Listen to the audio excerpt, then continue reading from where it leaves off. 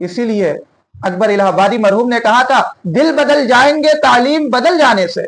ہمیں اور آپ کو کوشش یہ کرنی ہے کہ اللہ کے نام سے جڑے ہوئے تعلیم کو سیکھے. کسی زبان کی قید نہیں, انگریزی سیکھے, انگریزی سیکھے, ہندی سیکھے, سنسکرت سیکھے, جو بھی زبان ہو, ساری زبانیں, دنیا بھر کی زبانوں کو سیکھے, پڑھے, اس میں غور و فکر کرے. وبہ نستعین. اما بعد. محترم بزرگوں اور دوستوں, موجودہ زمانے کے اندر جہاں ایک طرف ہمیں تعلیم کی اہمیت سے انکار نہیں ہے, اسی طرح ہمیں اس حقیقت سے بھی انکار نہیں ہے کہ تعلیم وہی سود مند اور وہی فائدہ مند ہوگا جس تعلیم کے ذریعے ہم اللہ کا نام لینے والے بنے, جس تعلیم کے ذریعے ہم اللہ کو پہچاننے والے بنے, جس تعلیم کے ذریعے ہم تعمیر کرنے والے بنے, تخریب کار نہ بنے. اب آپ کے ذہن میں یہ بات آ رہی ہوگی کہ شاید ہم جو ہے کسی خاص یا دینی تعلیم کو ہی فوکس کر رہے ہیں اور دوسری تعلیم کے خلاف بولنا چاہ رہے ہیں, لیکن ایسا کچھ نہیں ہے.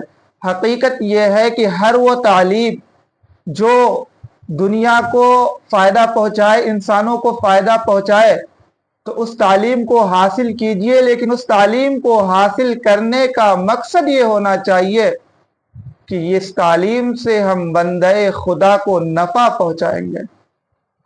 ایسا نہیں ہے کہ آپ صرف اردو پڑھیے, صرف عربی پڑھیے, صرف انگریزی پڑھیے.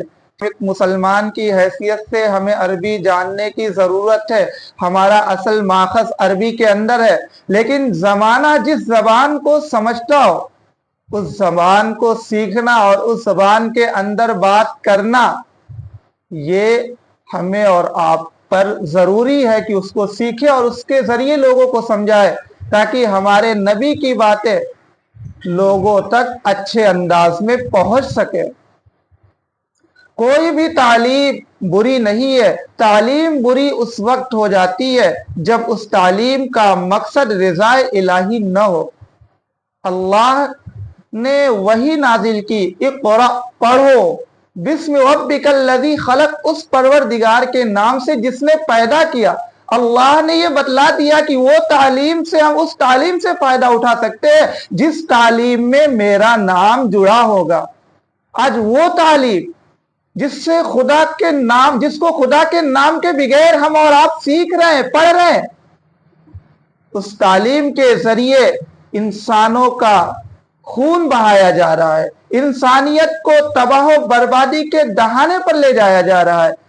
اس تعلیم کے ذریعے روز بروز نئے نئے جدید آلات و ہتھیار تیار ہو رہے ہیں, جس کے ذریعے انسان بجائے اس کے کہ اپنی وجود کو بچائے, مزید اپنے وجود کو خطرے میں ڈالتا ہوا اور خطرے میں محسوس کر رہا ہے. اسی لیے ہمیں اور آپ کو صرف تعلیم پر فوکس نہیں, اس تعلیم کو پر فوکس کرنے کی ضرورت ہے جس تعلیم کا لگاؤ ڈائریکٹ اللہ سے ہو. اس کے بغیر ہم اور آپ ترقی نہیں کر سکتے, نہ انسانوں کا بھی فائدہ نہیں کر سکتے.